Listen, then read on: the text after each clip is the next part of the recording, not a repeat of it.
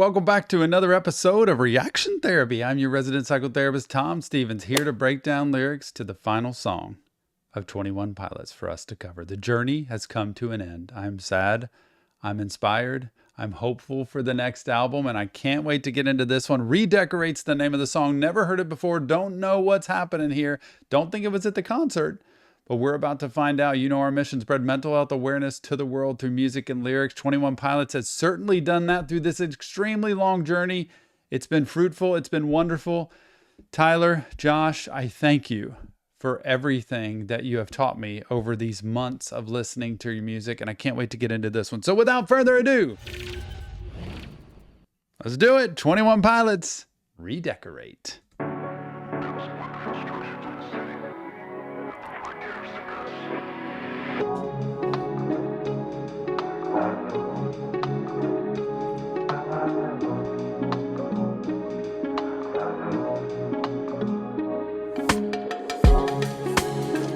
Yep.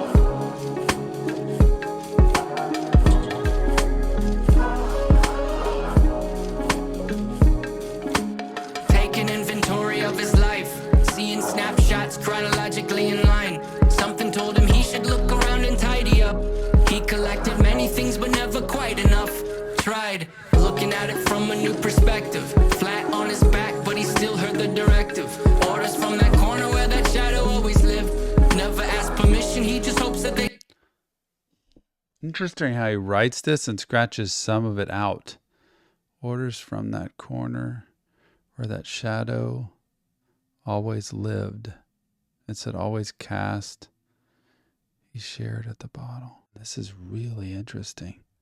Looking at it from a new perspective. Flat on his back, but he still heard the directive. Orders from that corner where that shadow always lived. Never asked permission, he just hopes that they'd forgive. I don't wanna go like this. At least let me clean my room. I don't wanna live like this. Cause the last thing I want to do is make my people make decisions, wondering what to do. Oh, should I keep it on display? Oh my goodness. What a way to end everything on this album. Oh, this feels like my daily life at work and the people I'm blessed to work with and spend time with every day who have lost someone. It's the story of, I feel like a person that's talking about before I'm gone, before I pass away, before I'm not here anymore, I don't want to put them through the decisions of what to do with my things, what to do with my life. You know how somebody all of a sudden, and this is so much of the work that I do day to day, especially when it comes to grief and loss. And it's especially with a spouse, when somebody loses their spouse, or a child, somebody loses their child or children, that what do you do with their room? And their hat is over here and their shoes are over there and the bed is not made, and you know, there are things in the bathroom. When you think about it, if somebody was out of your life tomorrow and life was just as they left it at that moment, what do you do? And it's a struggle for so many people because you want to keep it the same way it is because it preserves the memory of who they are and who they've been to you and that they're still here maybe, or that they still could be here maybe. It's the bargaining piece of grief. Then there's the other side that says it's so painful, it's so hard to see things left the way they were because they were just here. And if I clean it up, if I redecorate, as the name of the song says, then does life just go on as if I've forgotten them and they're no longer in my life? Because they're the ones that last left that hat, those shoes, that toothbrush exactly where it was. And so when that gets redecorated, all of a sudden, what does that mean? And what a perspective here of the person who would be gone. It has to be about somebody that he's lost in his life or somebody that he's been around that's lost. And that contemplation for Tyler, which is so phenomenal, how he contemplates, what would I do?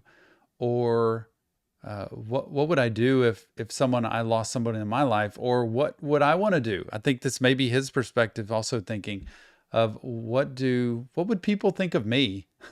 You know, like, would people just redecorate, clean up, and get rid of Tom's stuff and like move on? Or would people want to leave it? And it doesn't mean good or bad either way. It's just, who am I? What's my memory? And what do I mean to people? And this is a heavy topic. Oh, this is so much of my work, which I feel so honored to be with people who walk through grief. It's so hard and so sad, and yet so rewarding to see what people have meant to you. When you lose someone, you know, they meant something to you. And I haven't thought about what would people do if I wasn't here all of a sudden tomorrow with this equipment and this computer and this stuff in my room and this hat, you know, and wow.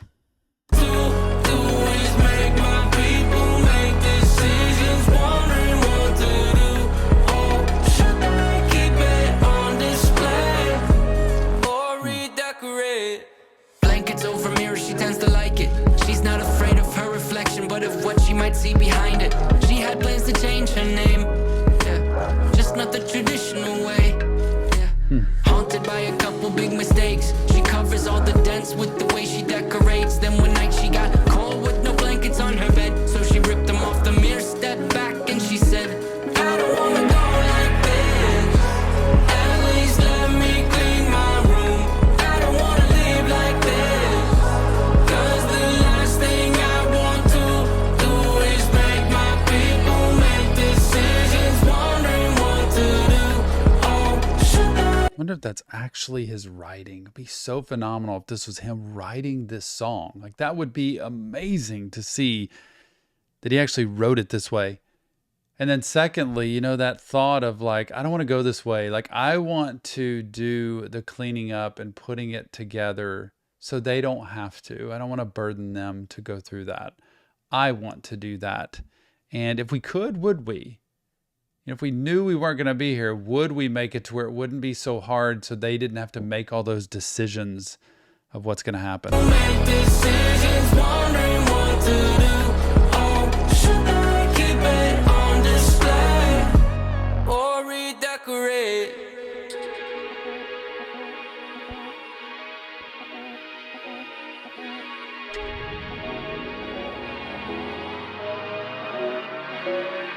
With the bells and the whistles scaled back like an isolated track, and he feels trapped when he's not inebriated. Fair to say he's fairly sedated. Most days of the week he might have made it if he lived on a different street. I repeat, scaled back and isolated. He says he likes an open schedule, but he mostly hates it. If you run into his room, take a breath before you break and put your ear up to the door. Tell me, can you hear him say it? I don't wanna go like this.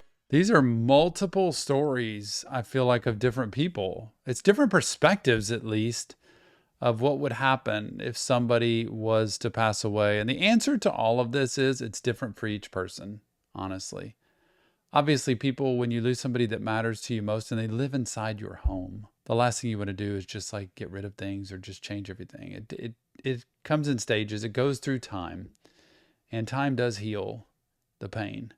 And just because things are moved or changed or redecorated doesn't mean it loses the memory of the person. And a lot of times you want to honor that person by rearranging things in a way that you feel less pain, in a way that you feel like you are still preserving them, but not dwelling and hanging into the past. And that takes time. Sometimes it's months, sometimes it's years, honestly. But it takes time, and it's not something to be rushed. But I've never contemplated this for myself of like, what would it be like if I wasn't here and all of my things and stuff in life was put here? And what would people think of me and my life? And what would all of this matter to them or mean to them? And how hard would it be for them to think about, do I leave it all or do I redecorate? And I don't want them with that burden. Like, I wouldn't want my family with that burden of, I'd want them to redecorate, honestly.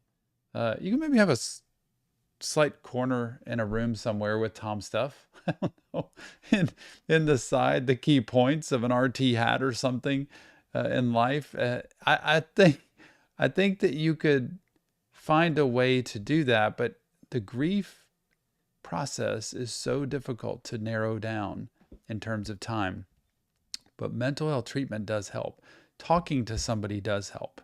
Because as you talk to somebody, you make sense of it for yourself and you realize whether or not it's actually helping you or hurting you, and you can move forward with this. But wow, all these different perspectives of people that are living, and whether they would want to have things change or be different. And this writing is phenomenal. Put your ear up to the door. Tell me, can you hear him saying, I don't wanna go like this. At least let me clean my room.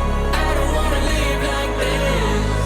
'Cause the last thing I want to do is make my people make decisions, wondering what to do. Oh, should they keep it on display or redecorate? I don't wanna go like this. At least let me clean my room. I don't wanna live like this. 'Cause the last thing I want to do is make my people make decisions, wondering what to do. Oh, should they keep it on display or redecorate?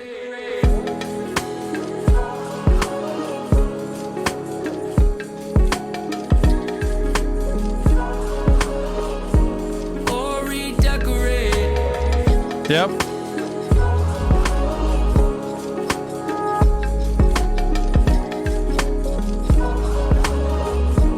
Or redecorate. So cool how they have so much instrumental here, because it's like it lingers. It lets you kind of think about what it would be like. You ever thought about that? If somebody was out of your life tomorrow and it was just all left, sometimes it feels like a burden of like, I don't know what to do with this stuff. And sometimes it feels like you're stuck. I don't want to lose them, because if I change all of this stuff, then it means something. Like if I redecorate, if I leave it, then it means something. It's hard to move on, or I move on and it's painful because now I've erased everything that was in their existence. It makes me really sit here and, go round and round in my head. And then the flip side for me of like, what would I want to do? Would I want to redecorate first so they don't have to go through all that, or not?